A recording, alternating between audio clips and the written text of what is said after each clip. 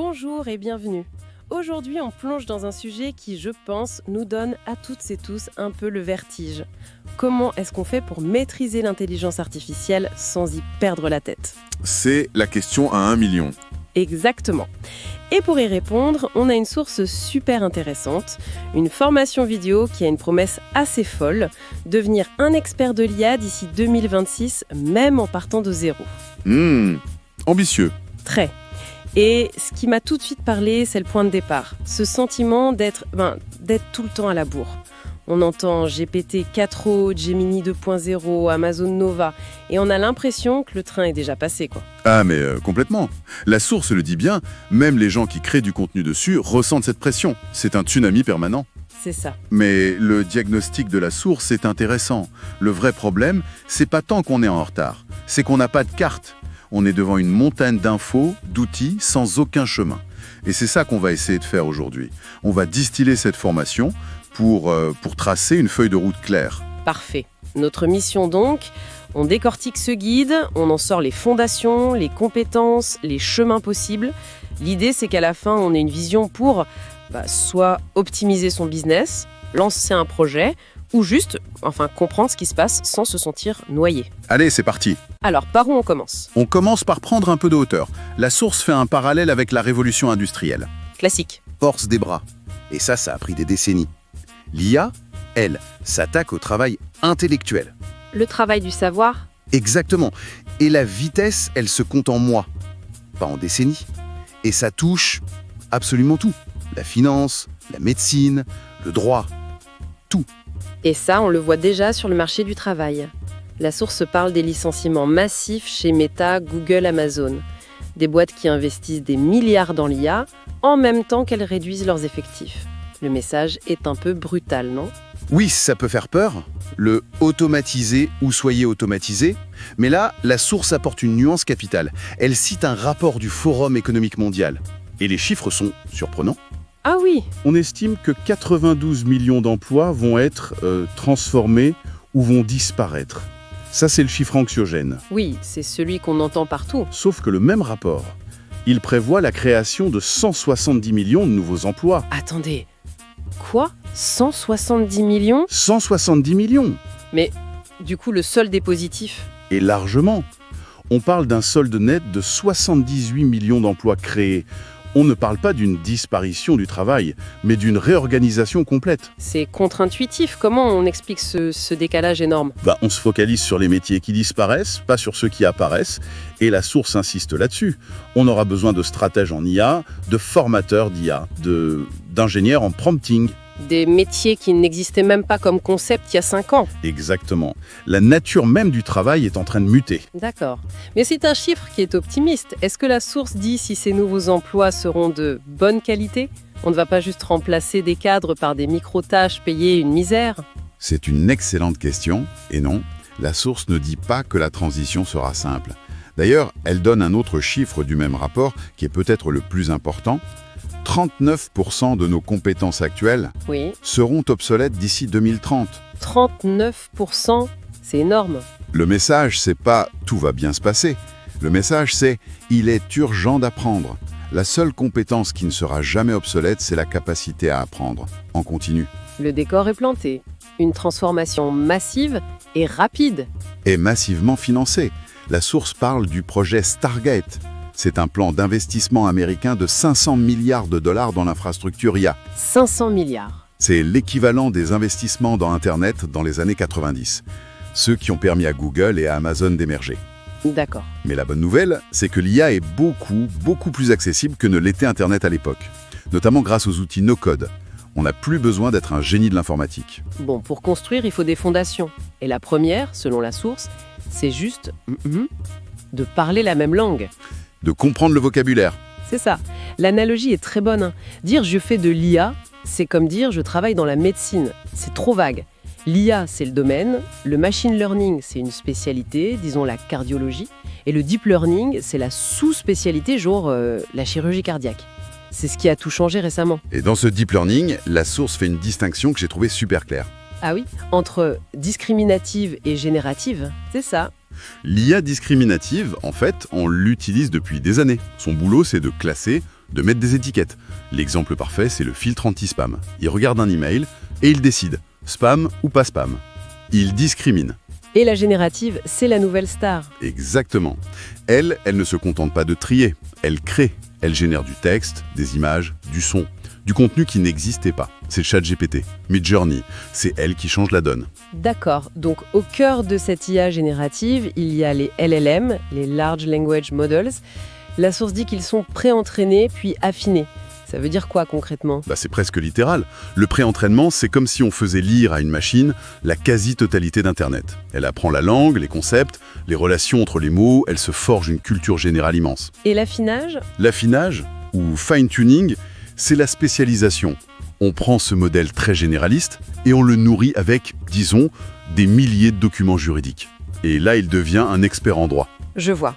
Ok, on a les bases. Maintenant, les outils. La source propose de se créer son écosystème IA. J'aime bien le terme. Oui, l'idée c'est d'éviter de se disperser. L'auteur dit qu'il utilise 5 ou 6 outils pour 90% de son travail. Mieux vaut en maîtriser une poignée que d'en survoler 50. D'accord, mais comment ça s'articule? On passe sa journée à jongler entre 5 applications? Pas vraiment. Il faut penser en termes de tâches. C'est une sorte de chaîne de production intellectuelle. Par exemple, vous avez une idée, le point de départ pour brainstormer, structurer, c'est ChatGPT. C'est le couteau suisse, l'assistant généraliste. D'accord, j'ai mon idée. Et après? Après, il faut la nourrir avec des données, des sources fiables. Et là, on passe sur Perplexité. C'est un mix entre un moteur de recherche et un chatbot. Il donne des réponses, mais surtout, il cite ses sources. On sait d'où vient l'info. Ah, ça c'est énorme! Fini de se demander si ChatGPT n'invente pas la moitié des trucs. Exactement. J'ai mon idée, j'ai mes sources, il faut rédiger la proposition. Et là, l'outil de choix, selon la source, c'est Claude. Il est jugé plus classe, plus fin, plus nuancé pour l'écriture. Et sa fonction incroyable, c'est qu'on peut lui donner nos propres textes pour qu'il apprenne à écrire. Comme nous. Ah, j'ai testé ça, oui. C'est déroutant. On lui donne 3 de nos emails et il adopte notre ton, nos tics de langage. C'est brillant et un peu flippant à la fois. C'est totalement ça. Et pour l'organisation, il y a Fathom, l'assistant de réunion. Ah oui. Il se connecte à l'APL, il transcrit tout et à la fin, il envoie un résumé complet avec la liste des actions à faire. Rien que ça peut changer une vie. Ne plus jamais prendre de notes en réunion. C'est une petite révolution. Et enfin, pour la recherche de fond, il y a des outils comme Notebook LM. On y charge des dizaines de PDF de liens et on peut discuter avec sa propre base de connaissances. C'est fascinant. Mais ça amène une question. J'ai beau avoir le meilleur écosystème du monde, si je ne sais pas comment m'en servir, comment on parle à ces outils pour qu'ils fassent ce qu'on veut? Et là, vous touchez à ce que la source appelle la compétence la plus importante des 10 prochaines années. Le prompting. Le prompting. L'art de donner des instructions claires à une IA. Ok, mais un bon prompt quotidien, ça ressemble à quoi? Si je veux une idée de post, je tape juste « idée de post LinkedIn ». Et c'est là qu'on obtient des résultats médiocres. Non, un bon prompt, minimum viable prompt, a besoin de 3 choses. L'objectif, le contexte et le format. Donnez-moi un exemple. Au lieu de « idée de poste », ce serait « objectif, propose-moi 3 idées de poste pour contexte ». Annoncer notre nouveau logiciel pour freelance. Format, je veux un ton direct, un hook percutant et 3 hashtags. La différence de qualité est? Spectaculaire. D'accord, ça c'est le niveau 1. C'est ça. Le niveau 2, c'est pour une tâche complexe, un business plan par exemple. Là, on ajoute le rôle, agit comme un investisseur. On ajoute des ressources et surtout, on donne des exemples du résultat attendu. C'est le levier le plus puissant. Et le niveau 3? C'est le prompt système. Celui qu'on intègre dans une automatisation. Il doit être testé, retesté pour être fiable à 100%. L'automatisation, la source parle beaucoup des API. C'est un terme qui fait un peu peur, souvent. Et pourtant, l'analogie de la source est parfaite. L'API, c'est le serveur dans un restaurant. Vous, en tant que client, vous ne rentrez pas dans la cuisine. Vous passez votre commande au serveur, l'API. Le serveur transmet à la cuisine, le service externe, et il vous ramène le plat, la réponse. C'est juste un messager. Ah oui, c'est limpide comme ça. Et c'est ce qui permet de connecter les outils entre eux avec des plateformes comme make.com. Voilà. Mais la source insiste, on ne parle pas juste d'automatiser une petite tâche, genre un email de bienvenue. On parle de construire des systèmes entiers. L'exemple est fou. À partir d'un simple lien d'article, le système rédige des posts adaptés pour LinkedIn, X, Instagram, génère les images et programme la publication. On n'automatise plus une tâche, on automatise un post en fait. C'est un peu ça. Et l'étape ultime, c'est quand on passe de simple utilisateur à créateur, quand on construit ses propres assistants IA, les fameux GPT. C'est le sommet de la pyramide. Oui. Un GPT, c'est juste un GPT de chat qu'on a préconfiguré pour une tâche. On lui donne des instructions permanentes, une base de connaissances privée, comme tous les manuels de nos produits, et on peut même lui donner des compétences. Par exemple, la compétence « Ajouter un événement à mon agenda Google ».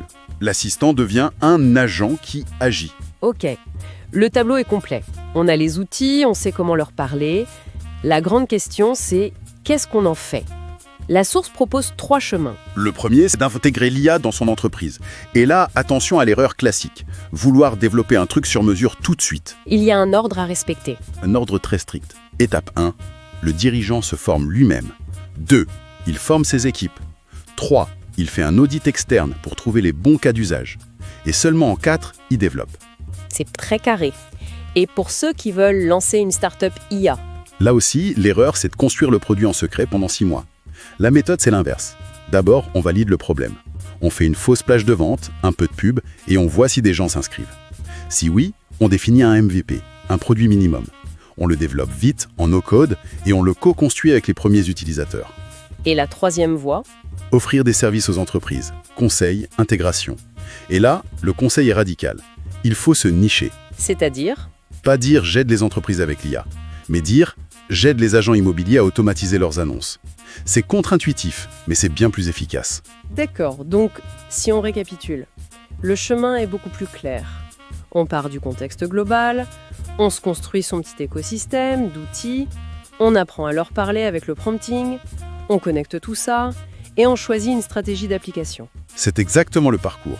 Mais la source se termine avec un avertissement. Ah, Tout ce qu'on vient de dire, les outils, les techniques, une partie sera peut-être déjà dépassée l'an prochain. La seule vraie compétence durable, c'est cette discipline, l'apprentissage constant. et ça m'amène à une dernière réflexion pour finir. La source nous donne une super feuille de route pour maîtriser les outils d'aujourd'hui. Mais si ces outils évoluent si vite, la compétence la plus durable, ce n'est peut-être pas la maîtrise d'un outil en particulier, c'est peut-être la capacité à poser les bonnes questions. Alors si les outils d'aujourd'hui sont les réponses, quelle est la question qu'on devrait se poser pour être prêt, pas pour 2026, mais pour la suite ?